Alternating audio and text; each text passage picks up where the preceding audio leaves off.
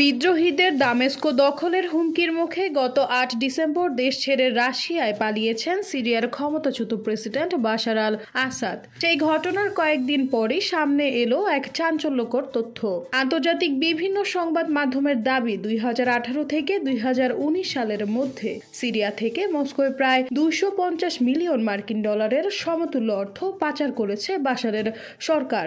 এর থেকেই স্পষ্ট, একদিকে যখন গৃহযুদ্ধের কবলে পড়ে সিরিয়ার আমজনতার জীবন দুর্বিষহ হয়ে উঠেছে, অন্যদিকে সেই সময়ই রাশিয়ার সঙ্গে আর্থিক লেনদেন ও বোঝাপড়ার সম্পর্ক আরও মজবুত করেছেন বাশার আল আসাদ। ফলে এখন যে মস্কো তাকে আশ্রয় দেবে সেটা খুবই স্বাভাবিক। সূত্রের দাবি, সিরিয়া থেকে মস্কো এই নগদ অর্থ পাঠানো হয়েছে মূলত মার্কিন ডলার বিল এবং ইউরো নোটের মাধ্যমে। 100 মার্কিন ডলার মূল্যের বিল এবং 500 ইউরো নোট সব মিলিয়ে প্রায় 2 টন ওজনের নগদ অর্থ সিরিয়া থেকে মস্কোয় পাচার করা হয়েছে।